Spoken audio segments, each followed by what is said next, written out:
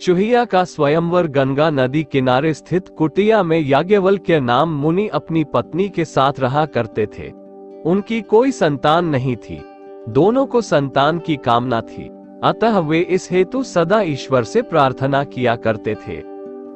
एक दिन मुनि नदी किनारे अपने दोनों हाथ फैलाए ईश्वर से संतान प्राप्ति हेतु प्रार्थना कर रहे थे। तभी आकाश में उड़ता हुआ एक कौवा उनके ऊपर से गुजरा। कौवे ने अपनी चोंच में एक नन्ही चुहिया को दबाया हुआ था। मुनि के ऊपर से गुजरते समय कौवे की चोंच से छिटककर चुहिया माइस उनकी हथेली में जा गिरी, जिसे देख मुनि ने सोचा कि अवश्य ही ईश्वर ने उसकी प्रार्थना स्वीकार कर ली है और ये चुहिया संतान स्वरूप प्रदान की है। चुहिया को एक सुंदर कन्या का रूप दे वे अपने घर ले गए और अपनी पत्नी को सौंपते हुए बोले, ईश्वर ने ये कन्या हमें प्रदान की है। अब से ये हमारी पुत्री है और इसके पालन पोषण का संपूर्ण दायित्व हमारा है। मुनि पत्नी ने भी उस कन्या को अपनी पुत्री के रूप में स्वीकार कर लिया। तब से वह कन्या मुनि की कुटिया में पलने लगी। समय व्यतीत हुआ और वह कन्या बड़ी हो गई। मुनि की पत्नी को उसके विवाह की चिंता सताने लगी। एक दिन उसने मुनि से अपनी पुत्री के लिए एक सुयोग्य वर ढूंढने को कहा। कुछ देर विचार उपरांत मुनि इस निष्कर्ष पर पहुंचे कि सूर्यदेव ही उनकी पुत्री के लिए श्रेष्ठ वर है। उन्होंने सूर्यदेव की आराधना प्रारंभ की। जब सूर्यदेव के दर्शन दिए तो साधु ने अपनी पुत्री से पूछा, क्या तुम्हें सूर्यदेव अपने पति के रूप में स्वीकार है? पुत्री ने उत्तर दिया, क्षमा करें पिताश्री, सूर्यदेव में इतना ताप है कि इनके समक्ष मैं क्षण भर में राख में परिवर्तित हो जाऊंगी। मैं इनसे कैसे विवाह कर सकती हूँ? कृपा कर आप मेरे लिए कोई दूसरा वर ढूंढिए।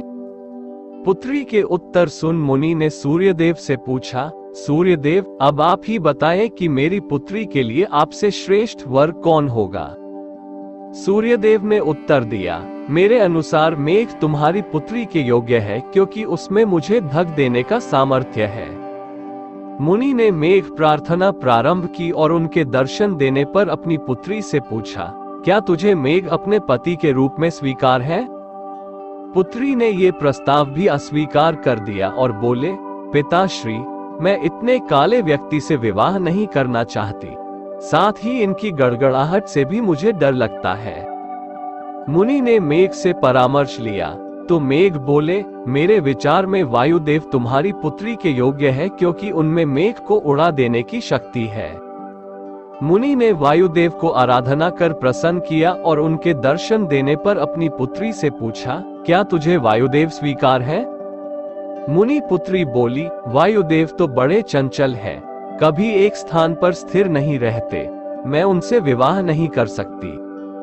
मुनि ने वायुदेव से उनसे अच्छे वह के बारे में पूछा तो वे बोले, मुझसे अच्छा पर्वत है जो मजबूती से एक स्थान पर डटा रहता है और तेज हवा, आंधी और तूफान से भी नहीं डिगता।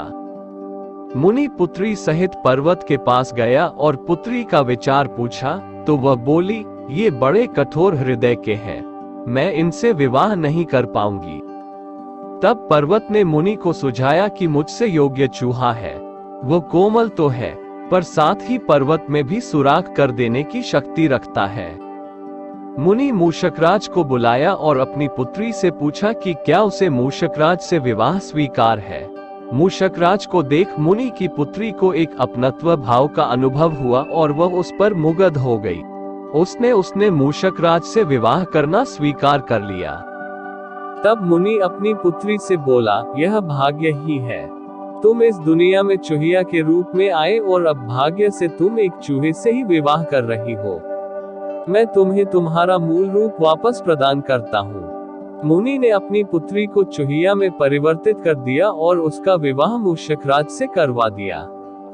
सीख, बाह्य स्वरूप परिवर्तित हो जाने से आंतरिक स्वरूप परिवर्तित नहीं होता।